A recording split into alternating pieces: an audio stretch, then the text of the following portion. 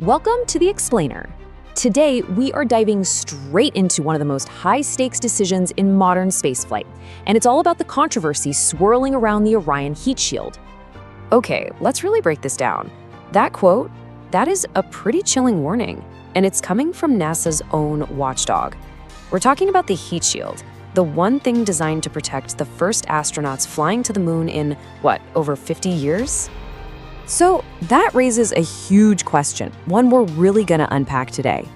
Why is NASA about to fly astronauts with a heat shield they know has problems? Well, to even begin to understand the answer, you first have to appreciate the sheer, unbelievable violence of coming home from the moon. First, let's talk about speed. We're talking about hitting the atmosphere at 25,000 miles per hour. That is way faster than any crewed spacecraft has gone in half a century. At that speed, there is just zero margin for error. But believe it or not, the speed isn't even the whole story. It's also the heat. We're talking 5,000 degrees Fahrenheit. That's hot enough to melt steel. The Orion capsule literally becomes a glowing fireball encased in superheated plasma. Just imagine being inside that. Okay, so for 13 straight minutes, there's no backup plan. There's no escape hatch. That heat shield is the only thing standing between the crew and total disaster. You just can't overstate it. The stakes could not possibly be higher. And all of this, it brings us to the mystery that really kicked this whole thing off. Now take a look at this timeline. The uncrewed Artemis I comes back in late 2022. They find damage pretty much right away, but we, the public, don't learn the full extent of the problem until May 2024. That's a year and a half later. And, that delay, that lack of transparency, it drew a ton of criticism and frankly raised a lot of eyebrows. So what exactly was this damage everyone was talking about? Well, it's something called char loss. Basically, the heat shield material is supposed to burn away smoothly and predictably, right? Kind of like peeling an onion layer by layer. Instead, it was cracking and breaking off in chunks, leaving these unexpected holes in the shield. So the big question was, what was causing it? It turns out the root cause was the heat shield material itself, this stuff called Avcoat. And here's the crazy part, it was actually too good at its job. It was such an effective insulator that it trapped all these super hot gases inside the material. Those gases had nowhere to go, so the pressure built up and pop! It literally blasted off pieces of the shield from within. So here's the problem. The Artemis II mission is on the calendar. The spacecraft is mostly built. So how do you fix a heat shield that's already attached? Taking it off and starting over would be incredibly complex and would cause huge delays. So the engineers had to get creative. They came up with a solution that honestly is pretty counterintuitive. And here's the fix. It's brilliant, really. Instead of changing the shield, they're changing the flight path.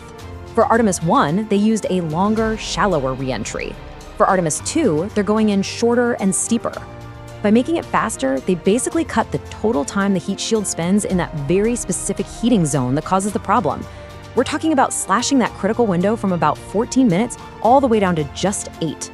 But, just changing the flight path, that's not enough. You can't just cross your fingers. The engineers had to ask themselves the toughest question you can imagine. What if we're wrong? What happens if our fix doesn't work and the shield gets damaged even worse than it did on Artemis I? And that question led to this whole series of tests they informally called the What If We're Wrong evaluation. They didn't just model a small failure. They went for the absolute worst-case scenario.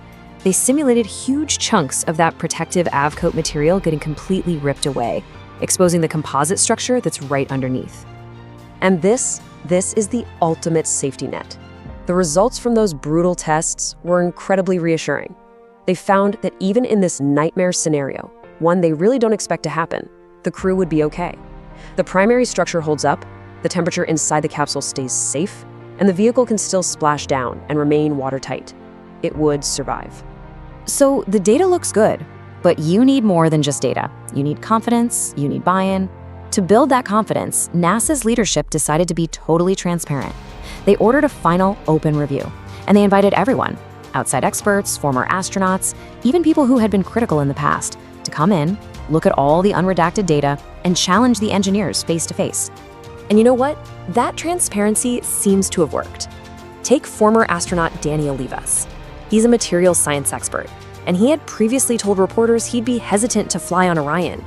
But after he got to see all the data, all the in-depth engineering work, he said he would now fly. That's a pretty powerful endorsement. However, it's important to note that not everyone was 100% convinced.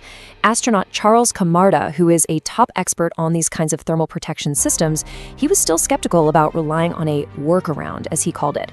But he did thank NASA's leadership for finally bringing him into the loop and having that open discussion. But perhaps most importantly, what about the crew themselves? The 4 astronauts flying on Artemis II have been involved in this whole process from the get-go. And after seeing everything, they're confident. They're on board with the plan. They've been won over by the data, and they are, in their own words, ready and eager to fly. So there you have it. NASA has what it calls its flight rationale, a very thorough, very rigorous case for why this mission is safe to fly. You've seen the problem they discovered, you've seen the pretty unconventional fix, and you've seen the what if we're wrong safety analysis that backs it all up. So now, the final question really is for you. You've seen the data. Would you fly? Please comments. And don't forget to subscribe to Scorpion AGI for more deep dives into global power technology and hidden truths.